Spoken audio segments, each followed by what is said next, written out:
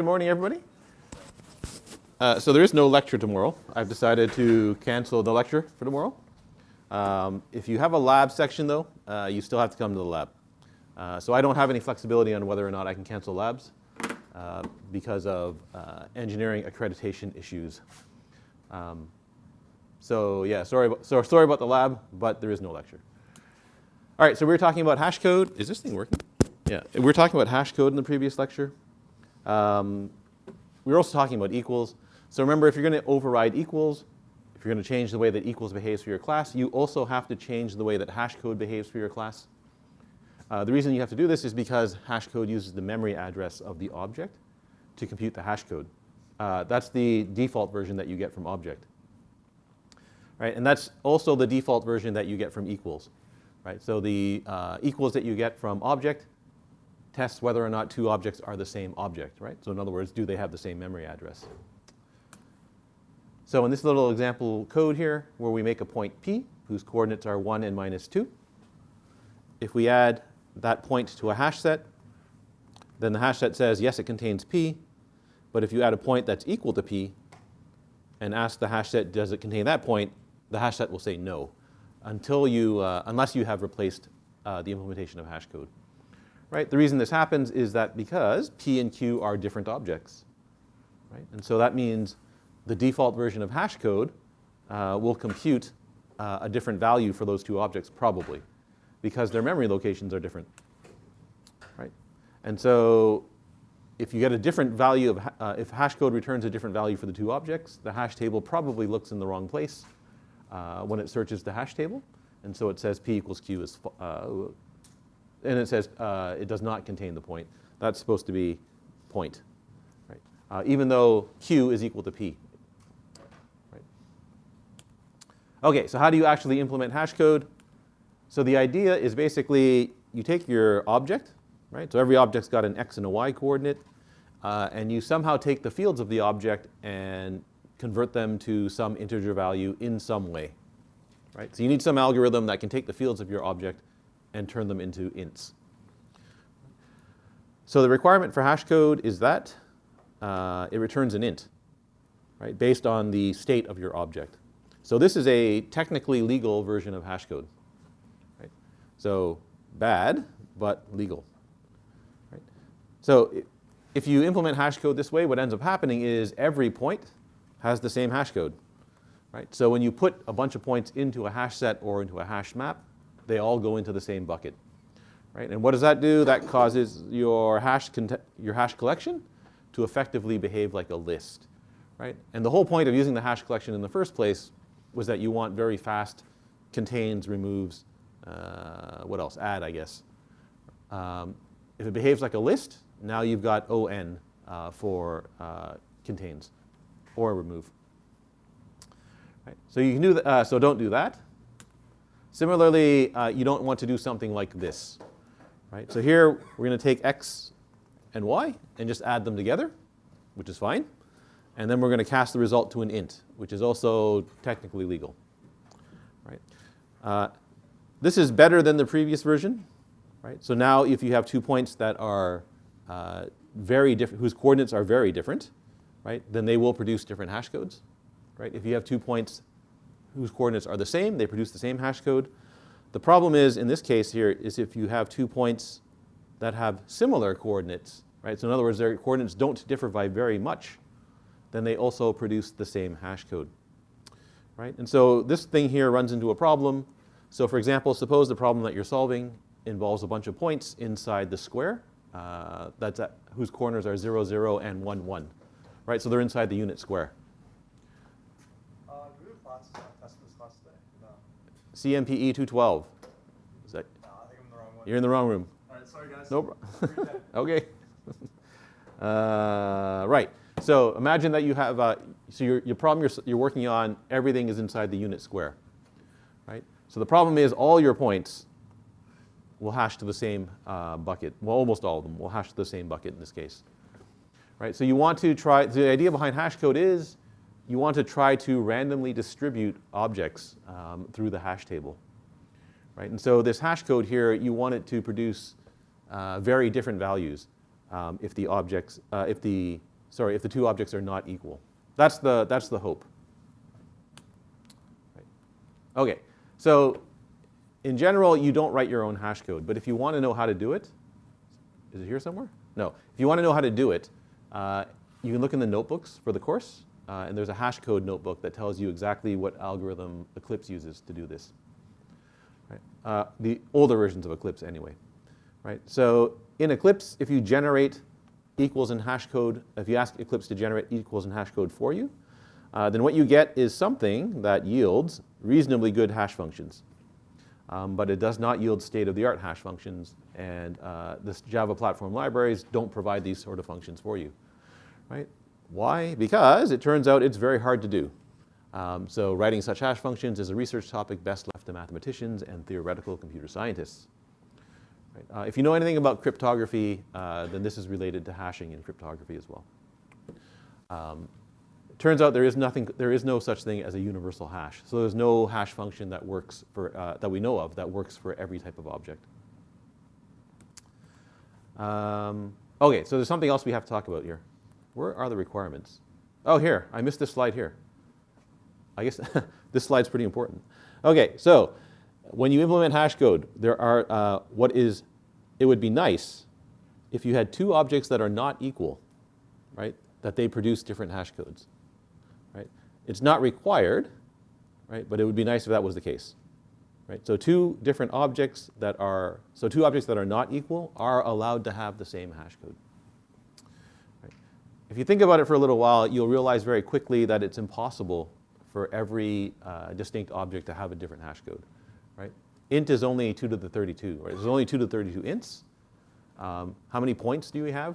2 to the 128 different points, right? Because because x and y coordinates can be different. And so there's no way you can have unique hash codes for every unique object. There is an important requirement, though. Right?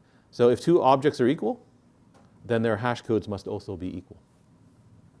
Right? Furthermore, if the state of an object never changes, then its hash code doesn't change either. Right? So the hashCode method has to be consistent. It can't be random.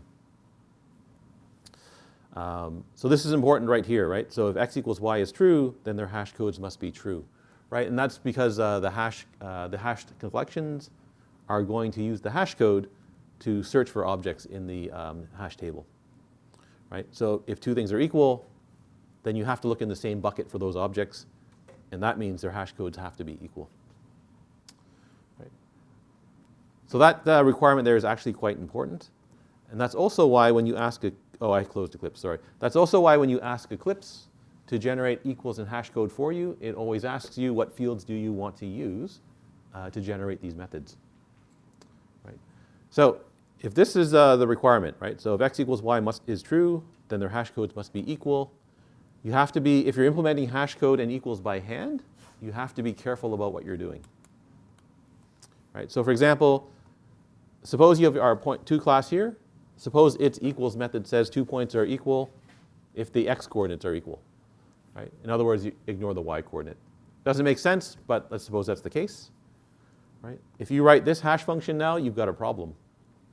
Right? Because this hash function, or this hashCode method, right, uses the y coordinate of the point to compute the hash code. Right? So 2 points that have the same x coordinate are equal, but as soon as you bring in the y coordinate into the hash function, you're going to have the two equal points will no longer have equal hash codes. Right? So hash code cannot use any field that equals doesn't also use. Right? It can use fewer fields than equals uses, but it can't use any different fields that equals. It can't use any fields that equals does not use. Right? So you have to be very careful if you're doing this by hand, not to inadvertently use a field in hash code that you're not using in equals. If you're asking your IDE to generate the methods for you, though, you generally don't run into this problem. Okay, so that's it for hashCode. Any questions about equals or hashCode? All right, so there's another useful method, but this one is not this one does not come with big O object. So the compareTo method comes from an interface called comparable. Right? So if you're implementing a value type object, so like a date or a string or something like that, then these things have what's called a natural ordering. Right? So that means for two objects x and y, right, asking the question, is x less than y meaningful? Right? It actually means something more than that, but for our purposes, this is sufficient. Right? So in other words, you want to compare two objects for their order. Right? So all the numeric types, they can be compared for order. Right? The string type, you can compare them in dictionary order. Right? And dates, you might want to compare in chronological order. Right? So for points, it's not clear how you might want to compare points. There's lots of different ways to compare points. Right? So for example, you might compare 2 points by their distance from the origin. You might compare them just by their x-coordinate. You might compare them by their y-coordinate, and so on and so on and so on. Right? There's lots of different ways to compare points. If your class that you're implementing has a natural ordering, then you might want to consider implementing what's called the comparable interface. Right? Because if you do, then that lets people who are using your class sort them. Right? So if you have a list of strings, you can sort that list just using collections.sort.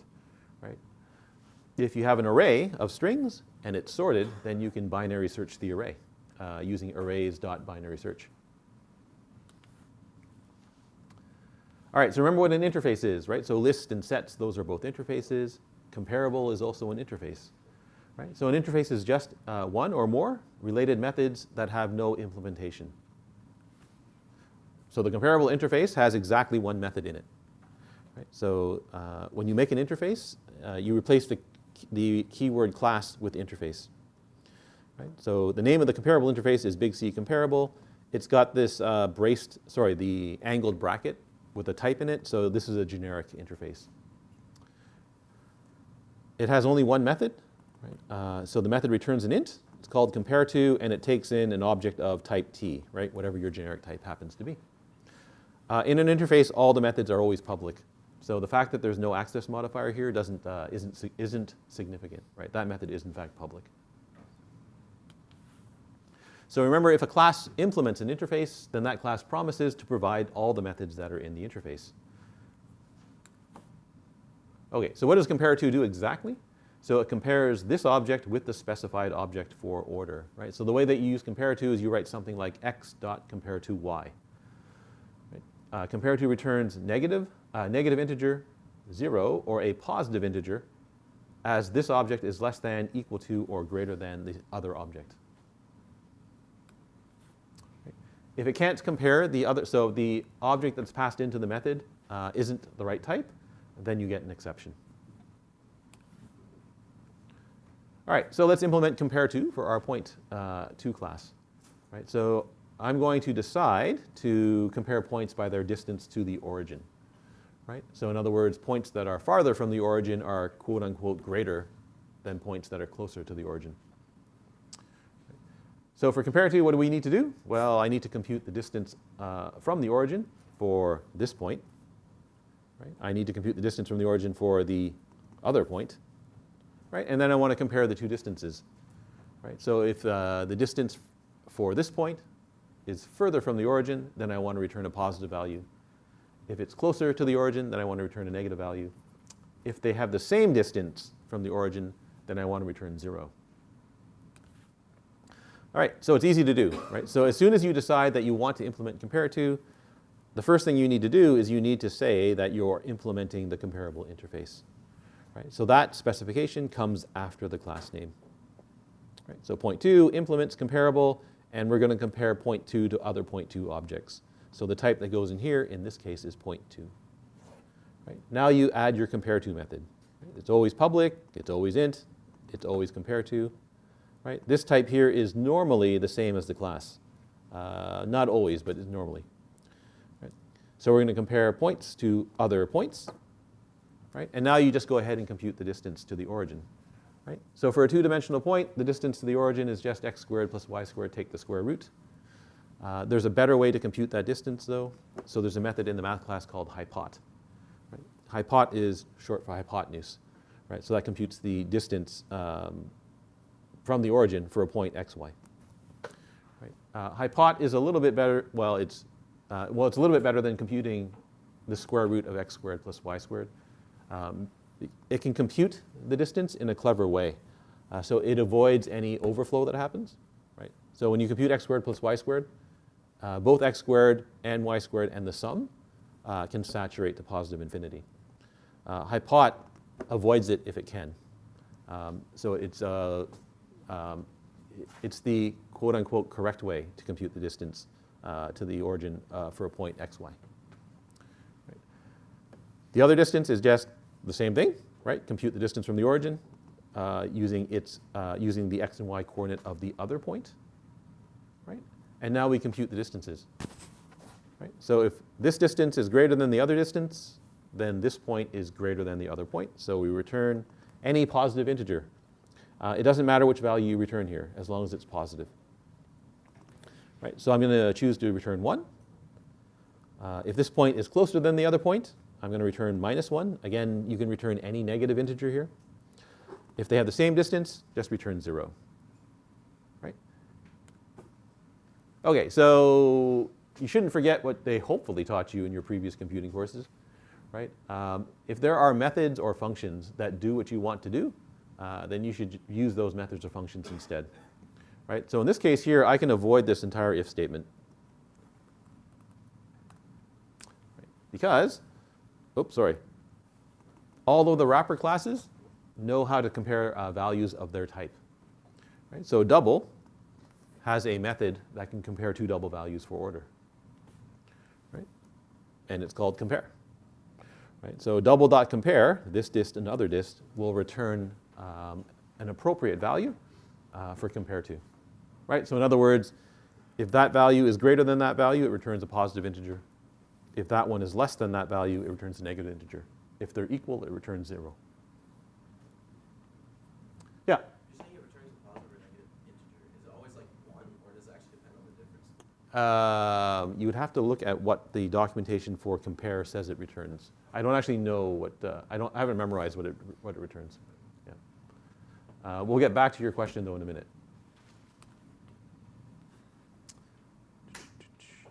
Okay, so if we actually look at the, well, let's look at it. If you actually look at the documentation for compareable,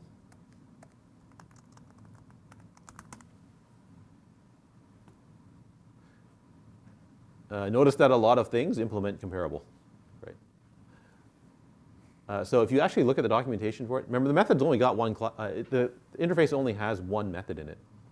But look at the documentation for the class itself, right? It's very long for what it does, right? So it actually goes into great detail mathematically as to exactly what this method has to do or is supposed to do.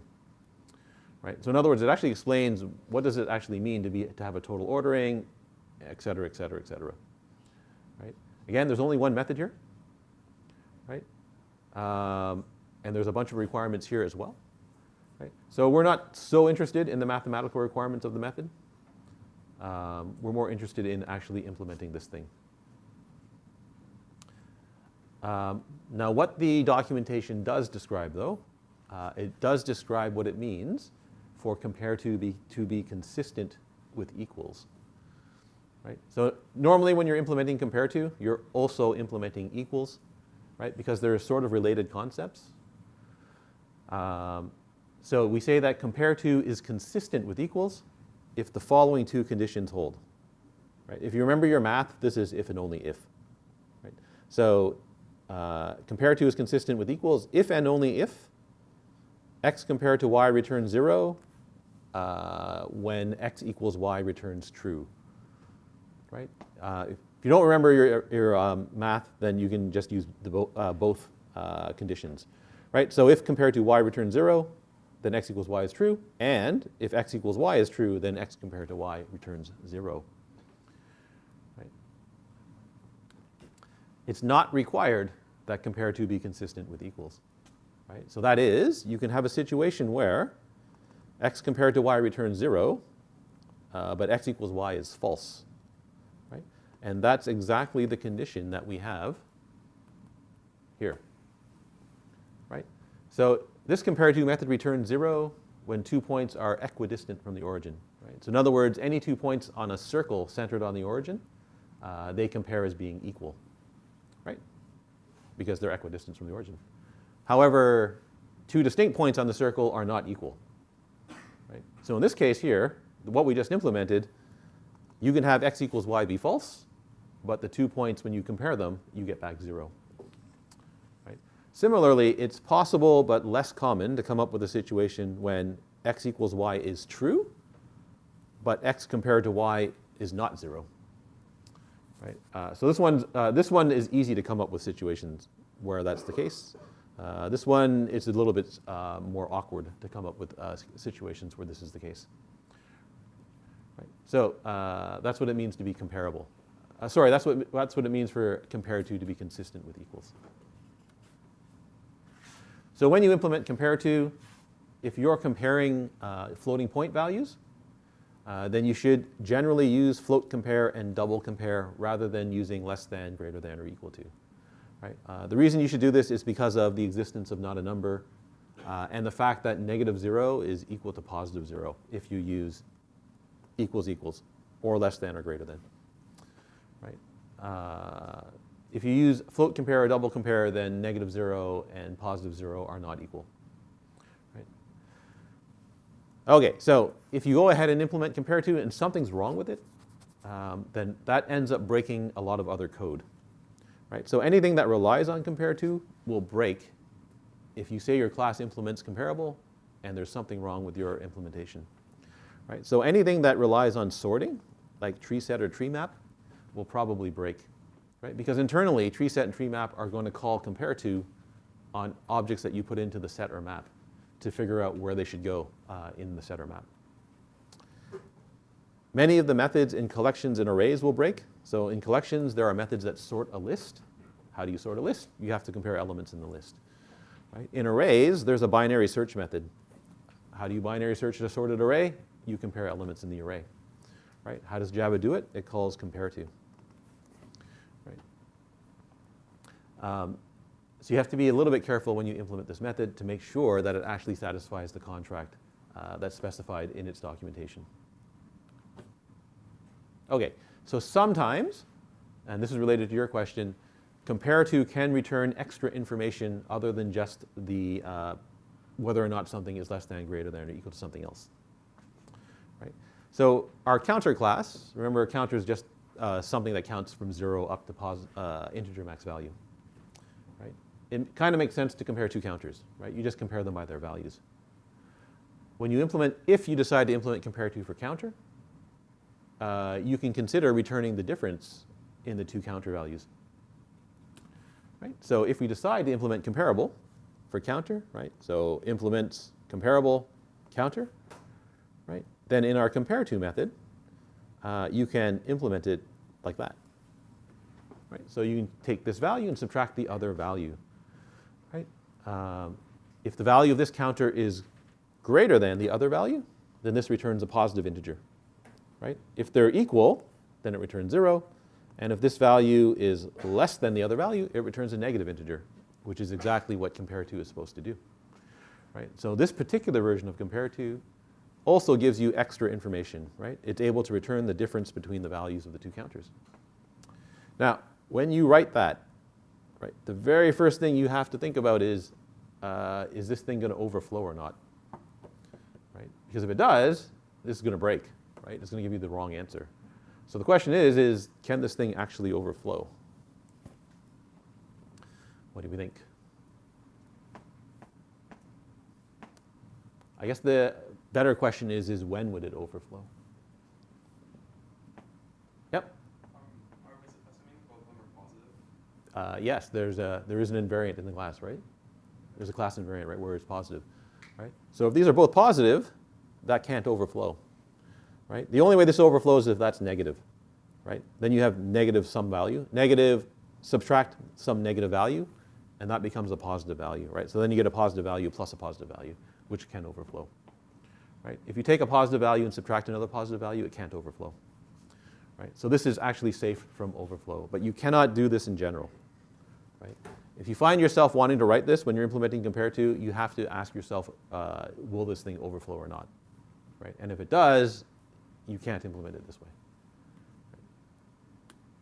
Okay, so there are some types in the standard library that actually do a trick similar to this. So for example, this string class, when it compares two strings, it returns the difference. If the two strings are not equal, it returns the difference in the first different character. All right, so what time do we have? Okay, I just want to quickly look to see if it's at the next lecture to see if it's worth moving on or not. There's a lot of time left, so we're probably going to go to the next lecture.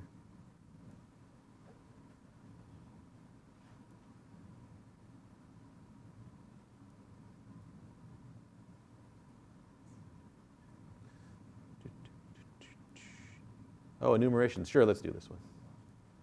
Did anybody show you an enumeration in C? No? Yes? No? Kind of? Sort of? Maybe? Sort of? C enumerations are kind of sketchy anyway, so. Enumerated types. So an enumerated type is a special type of class. Right? So the situations where you'd want to use an enumerated type is when you have a small number of constant values. Right? So like the days of the week. Right? There's only 7 days of the week. They never change. Right? There's only 12 months in the year. Right? In a standard deck of cards, there's always 4 suits and there's always 13 ranks. Right? Canadian coins is not a good example. You might think that there's a small number of Canadian coins that never changes, but we get rid of them and add them occasionally.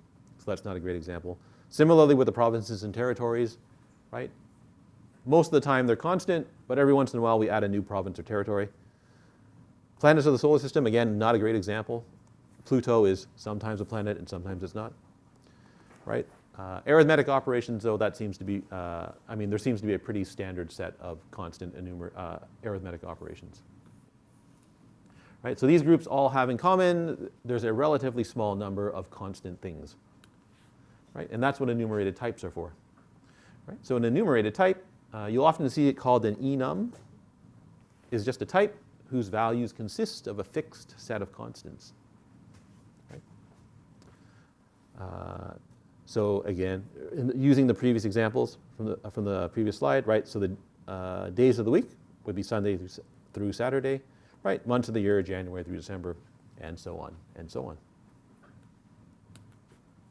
Okay, so C-style code, if you make an enumerated type in C, then everything is just an int, right? So when you make an enum in C, you can give it a name, right? And you can give your values names, but they're just int values. Right? So you can do the same in Java, and this used to be the way that Java would do it. Right? So in Java, you would make a public static final int variable for each one of your constants. Right? So for example, Sunday might be 0, Monday might be 1, and so on and so on and so forth. Right? January might be 0, February might be 1, and so on and so on and so forth. This does have some advantages. Right? So in other words, sorting is built in. Right? So Sunday comes before Monday, Monday comes before Tuesday, and so on and so forth. Right? So there are some advantages to doing this. But the disadvantages outweigh the advantages. Right? So the big problem with using ints to represent a fixed set of constant values is that there's no type safety. Right? Everything's just an int. Right? So whatever you can do with an int, you can now do with your enumerated type. So any method that takes in an int parameter will accept a day or a month now. Right? So for example, if I want to compute the square root of a number, I can pass in Tuesday and compute the square root of Tuesday, which doesn't make any sense. Right? There's no way to restrict. So if you're writing a method that operates on days of the week, there is no way that I can restrict the method. I can write the method parameter to only be a day, or to only be a month, or to only be a direction on a compass, or something like that. Right? You get to perform arithmetic now with days and months, which probably doesn't make any sense. Right? You do get to be able to compare them, though, which could be useful. Oh, the other problem with using ints to represent enumerations is that there's no way to translate the int into a string, right? So if I've got the int Sunday, right, there's no good way for me to get the string Sunday from that int, right? I have to write a method, right? And the method has to translate the int to a string, right? And it's very inconvenient, right? You have to do a bunch of other stuff too, right? You have to do a bunch of error checking, right? Is the value of the int less than 0?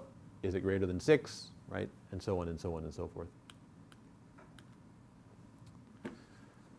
So instead of using ints, you might consider using strings instead, right? That at least solves the last problem, right? So for my constant Sunday, I can use the string, big S Sunday, right? For my constant Monday, I can use Monday, and so on and so forth. You could pick a different string here, right? The idea is, though, that you use a string. It's not a whole lot better than using ints, right? So all of our enumerations are now strings, right? So there's still no real type safety, right? So in other words, I can take the string Sunday, right, and turn it into lowercase, or append another string to it, or do something else with it that I can do with the string, right? Programmers are very lazy. So instead of writing month Sunday everywhere, they're going to start writing the string Sunday everywhere when they want to refer to your constant, right? That's bad if you later change the definition of month Sunday, because now everybody has to go in and change every occurrence of the string Sunday to your new value. The other problem is you can sort these things, but comparing strings for equality is much slower than comparing ints or addresses for equality, right? So in other words, if I want to know is the enumeration Sunday, I now have to use the string method equals to test if that string is equal to Sunday or not, right? Okay, so because of all these problems, the Java language eventually added a special enumerated type. Notice it took them 5 revisions of the language, though, to actually get around to doing this. So an enumeration is just a Java class, right? The class, every enumeration inherits from this thing called big E enum, right? And big E enum inherits from big O object. Because enumerations are just our classes, you're allowed to have fields and methods, and they can implement interfaces, right? So when you create your enumerated type, it's just a class. They are allowed to have constructors, but the constructors are not accessible outside of the enumeration, right? So in other words, all the constructors are implicitly private. So making an enum is dead easy in the simple case, right? So you just replace class with enum, and then you list your constants, and that's it. You're done. Right? So there's an enumerated type for the days of the week. Right? The order that they appear is important, right? So the order that they appear is the same order in which they compare. Right? So Sunday comes before Monday, Monday comes before Tuesday, and so on and so forth. Right? So there's your enumerated type. To use one of the objects, you just write day dot and the name of the object. Right? So day dot Wednesday is the constant value for Wednesday. Right? Day dot Friday is the constant value for Friday. Like that. You can print them out too. So I can print out the enumerated type, and it automatically gives you back the string that corresponds to the constant. Right? So when you make the enumerated type like this, the compiler automatically generates a toString method for you. Right? The toString method returns just the name of the constant. You can change that if you want to. So if you really want to override the behavior of toString, you can go ahead and replace the behavior of toString. Okay, so the other thing that the language guarantees is that the enumerated type, there's exactly one object for each one of the constants. Right? So for the value Sunday, there's exactly one day object whose value is Sunday. There's exactly one day object whose value is Monday, and so on and so on and so forth. Right? So in other words, there's exactly one object for each constant.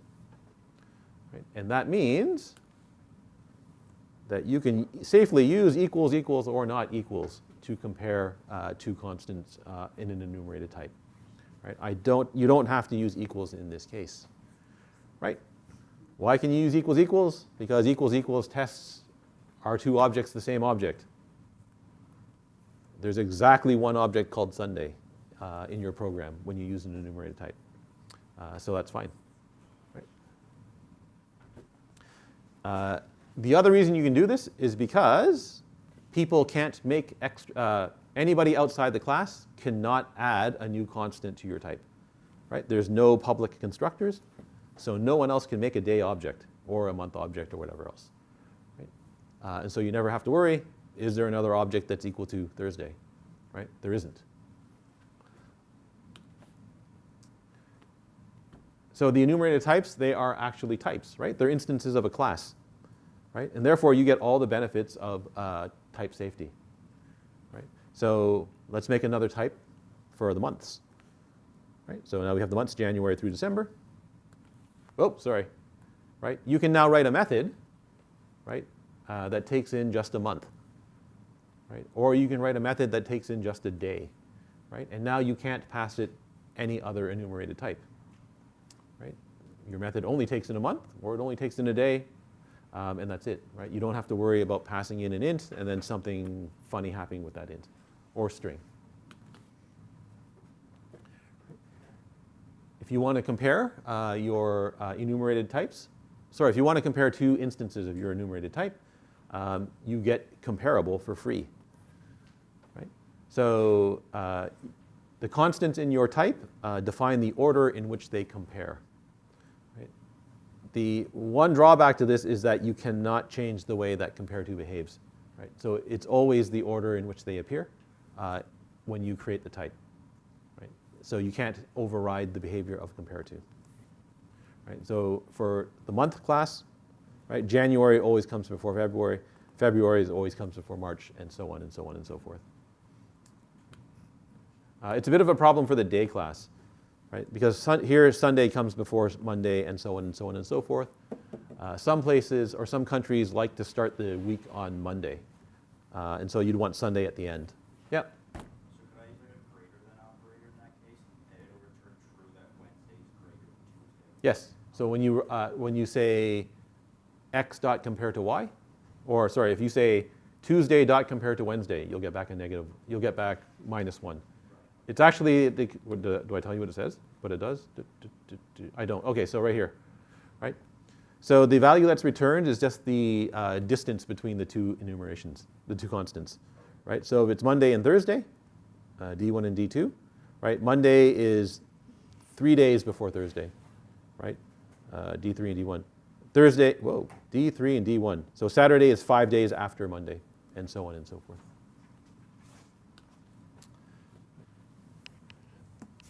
Okay, so the fact that enumerations are full-blown classes means that you can have fields and methods that belong to your enumerations.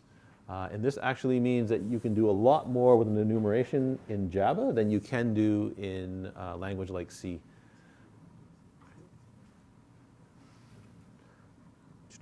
So you can have fields. If you have fields, then the fields are normally initialized by a constructor. So you're also allowed to have constructors, but your constructors are always private, whether you say so or not. Right? So if you don't put an access modifier on your constructor, the compiler automatically makes it private. If you try to make it public, the compiler will complain.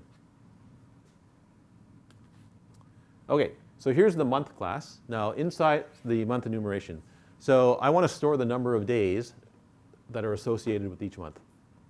Right? So the way you do this is when you create your constant, right, you use round brackets, and then you pass in the value for the number of days in the month. And what this is going to do is it's going to call a constructor that I'm going to show you on the next slide. Right? So January has 31 days, February has 28 days, except in a leap year, and so on and so on and so forth. Right?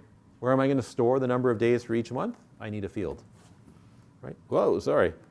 Right? So I've got a field called days.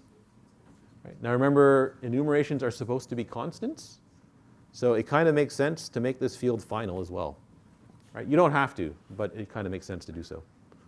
right? So I don't accidentally change the number of days in each month. Okay, so what do you do to implement the constructor? Well, you just implement the constructor, right? So month, int days, right? You just set this day is equal to the number of days. Right? It's private, right? So you don't have to worry about somebody else calling this constructor, right? And what does that mean? If you're careful, you don't have to do any validation here, right? Because the only thing that's going to be calling the constructor is the class itself, right? So if you're careful not to pass in an illegal value here, you don't have to do the validation here, right? No one else is going to call the constructor, so you don't have to worry about this constructor being called incorrectly. Right. Now, how do I get the number of days from a month object? Well, you just add a method called days, right? The number of days for each month depends on whether or not the year is a leap year.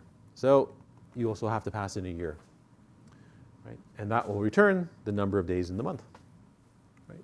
How do you implement the method? Well, you just test, right? Is this object equal to not February, right? If it's not February, then you just return this days, right? If it is February, you check is the year a leap year, right? So is the year a leap year, right? If it is, return the number of days plus 1, right? Otherwise, just return the number of days. Right? And there's an example of when you could, of how to implement a constructor and a non-static method for an enumerated type. Right? Again, notice here, not equals is fine. Right? I don't have to use dot equals because February is an enumerated type. Right? There's only one February object.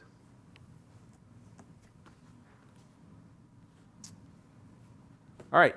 The compiler generates a bunch of methods for you when you make an enumerated type. So one of the methods, so first you get toString, you get compareTo. You also get this method called values. So values returns an array of the enumeration constants in the order that they were declared. Right? So if you want to know what are all of the constants in my enumerated type, you just call values. Right? So month.values, right, returns an array of the months January through December. Right? If you print it using arrays toString and printline, you just get the following array. Right? What does that let you do? Well, now I can iterate over all the constants. Right? So for each, for each month, m, in the month enumeration, right, I can ask for the number of days in each month for the year 2018, for example, right? Or anything else that you'd want to do with the month.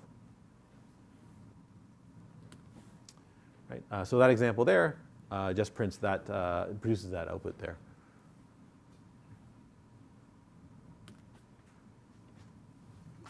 Another method that you get is value of.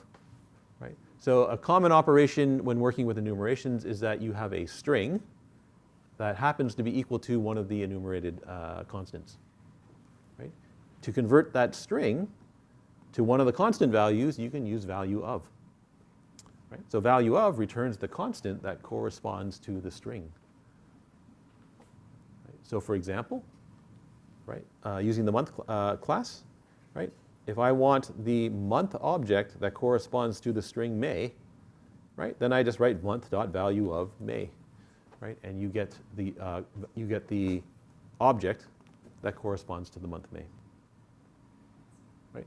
If you check, is M the same object as May? The answer is yes, right? You get true. Oh, so this is also this is kind of cool, but it's a bit unusual.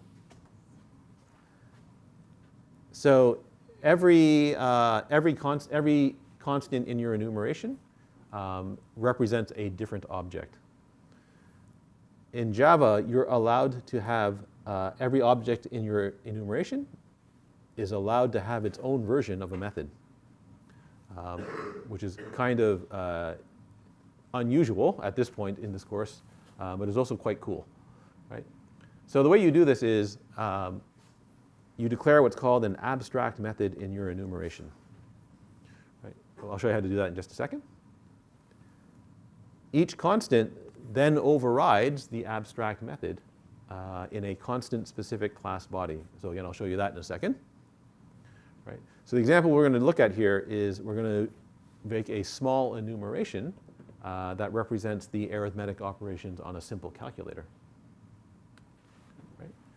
So I have an enumeration called operation. Right? So we can add two things, we can subtract two things, multiply two numbers, and divide two numbers. Right? Inside the enumeration, there's a method that's marked abstract. Right? So the method's called apply. Right? It takes in two values, x and y, and it applies the operation to x and y to return the value. Right? So in other words, it adds x and y. Plus is going to add x and y. Minus is going to subtract x and y. Times is going to multiply those two values, and divide will divide those two values. Right? If you have an abstract method, so an abstract method is a declaration of a method, but there's no implementation. Right? So when we mark a method abstract, it's immediately followed by a semicolon and not the braces of the body. So there's no method body here. Right? An abstract method is a method that a subclass must implement. So the way enumerations work is each one of these things becomes a subclass of operation, and they now have to implement the method. Right? So plus implements the apply method. Right? All it does is return x plus y. Right? Minus overrides apply so that it returns the difference. Times overrides apply so that it returns the product. Right? And divide overrides apply so that it returns the quotient. Right? And now each one of your constants has its own apply method. Right? So if you have a plus object, right, you can use that object to call apply and add two values. Right? If you have a minus object, you can use that object to subtract two values, and so on and so on and so forth. Right? And then this can become the basis of a simple little calculator program.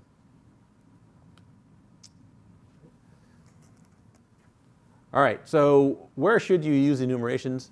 So whenever you have a small number of constants, right? You have to be sure that they really are constants. The problem with enumerations is that you can't easily add a new constant to the enumeration, right? Especially if somebody else is using your class, your enumeration class, right? As soon as you add a new constant to your enumeration, or as soon as you try to take one away, everybody has to recompile their code who used your enumeration. So you use them in situations where you know there really are a constant number of objects. Right? One of the places where you might want to do this is when you have a bunch of a method or several methods that you write that take in a Boolean value. Right? So something that's true or false. So here's a constructor. Right? It takes in a Boolean. So the constructor is for binary digit. Right? So values that are 0 or 1. Right? One way to implement the constructor is to take in a Boolean value. If that value is true, then the digit's 1. If it's false, you get 0. Right? You might implement a thermometer that also takes in a Boolean value for its temperature scale. Right? So if that thing is true, then it's a temperature that measures in degrees Celsius. Otherwise, it measures in degrees Fahrenheit. Right? Using these constructors is awkward. Right? So you're going to write something like new binary digit true, or new binary digit false. Right? Or new thermometer true, or new thermometer false. Right? It's very hard to look at the code and understand exactly what's happening. Right? You have to go and look at what the documentation of the constructor, to figure out what that code actually means. Right? What should you do instead? Well, just make an enumeration. Right? So here I made an enumeration called binary value. It's got two constants in it, 1 and 0. Right? Now when you look at this, right, you know exactly what's happening. Right? That first binary digit is 1. That second binary digit is 0. With the thermometer, you know exactly what it's doing, right? It's a thermometer that measures in Celsius. It's a thermometer that measures in Fahrenheit.